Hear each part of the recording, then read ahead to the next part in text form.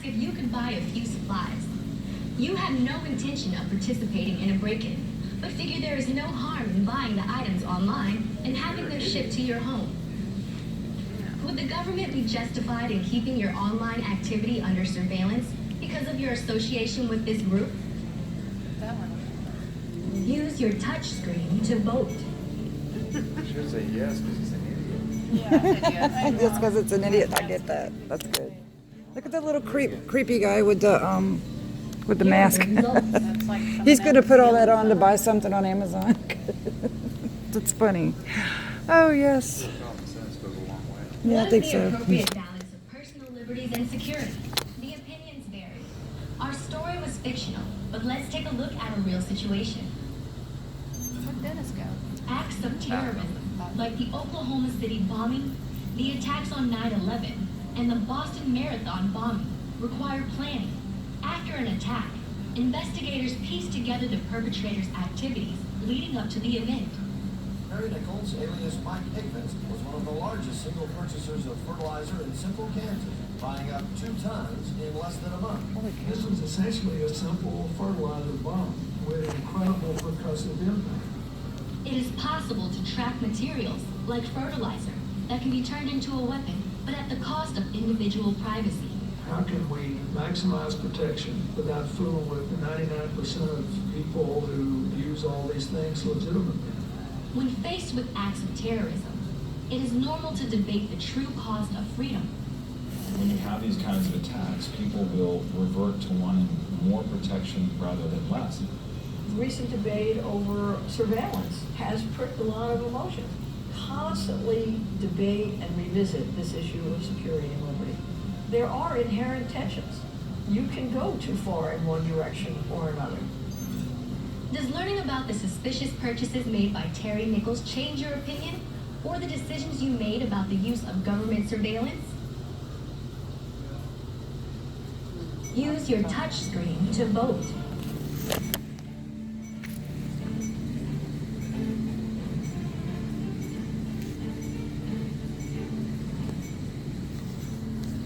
Here are the results. Steven. Fitty. I was a maybe. Yeah, me too. I was a no. What is the appropriate punishment It's in to my this blood. crime? Huh? There are many He said, what a factors bunch of involved. liberals. I said, Our it's in my justice blood. system lists out different levels of punishment, and there is often a gray area. Oh, push the screen. These stories about what's going on. In study hall, you overhear 2 of your friends plotting to beat up another classmate. That afternoon, they lure the boy to the playground. One friend beats the boy up, while the other eggs him on. Oh, this is a tough The boy subject. suffers from a broken nose and 2 chipped teeth. Ow. They all end up in the principal's office. Dang right. Do they deserve the same punishment? No. Use your touch screen to vote. They're all guilty. Oh, the one got beat up too. They're all guilty. So if they can egg it on, they will keep on going later on. Here are the results. You weren't messing. Fitty. We didn't get a vote. Oh. We were discussing. So it was just me and you? I didn't hear The what the ringleader kid of the that got beating, beat up a did. known bully, Oh. is Did you expelled. do something to And antagonize It him? didn't say that. It didn't mention it. It's 1 month of detention. She tells the principal that you knew about their plans. In the principal's office, you admit you heard about their plans, but you never played a part in the actual beating. Should you be punished? Nope. Use your touch screen to vote. Just because you could have stopped someone, okay, doesn't mean that, yeah. It's like, nope, I did nothing. Here are the I didn't do results. nothing. Go brother. 60% Yeah, that's you too. Yeah, that's what I voted. I did Should all B. perpetrators be punished equally?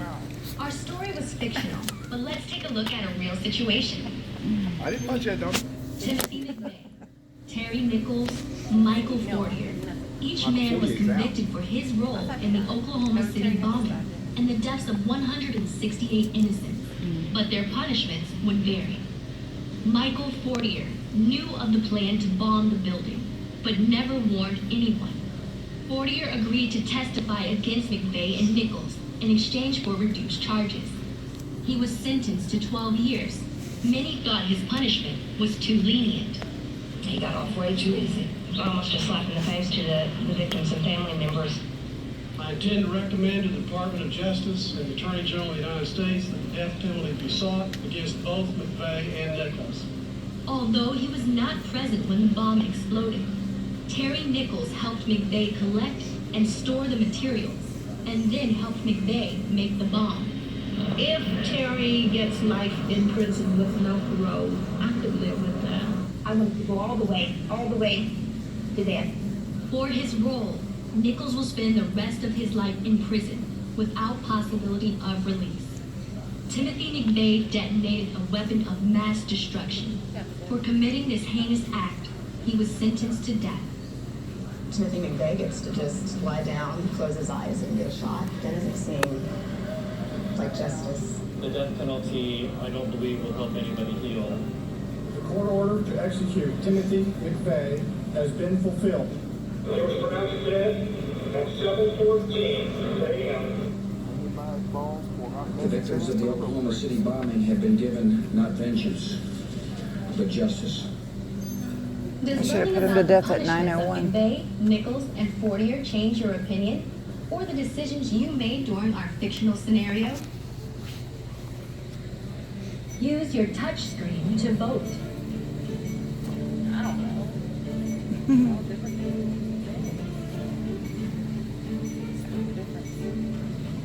That's right. Here are the results. It is because it's just too crazy. Oh, You were a maybe, weren't you, Ken? You stay over there on the He red. was too. He was a maybe? It changed What's the everything. connection between memorializing and healing, as an individual and as a community? I was a maybe. Watch and listen to this story and decide what you would do. Is this the starter? Your high school soccer team is returning home from a game when your bus is struck by a drunk driver, killing your coach and 5 teammates. Parents and faculty begin to discuss a memorial, but they disagree about what form the memorial should take and even on who has a right to make the decision. Should the victims' families be the sole decision makers in how to memorialize the tragedy? Use your touch screen to vote.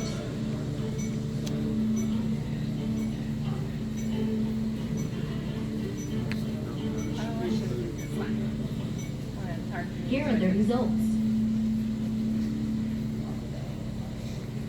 17 should have been it. C. The school announces plans to build a physical memorial, but the debate continues over its objective. Some think the memorial should include a drunk driving awareness campaign, while others think it should purely focus on the victims' memories. Do you think the memorial should mention the dangers of drunk driving? Use your touch screen to vote.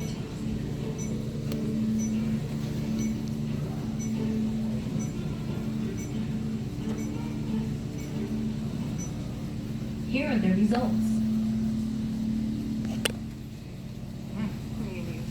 He's just doing everything I do. Gotta keep on your good side. How do we move on from painful events in our She lives? makes the coffee. Our She makes story the is coffee. fictional, but let's take a makes look the at a real She can spit situation. in it, yeah. That's what I'm trying to say. It's not something that you can totally erase from the history of this city.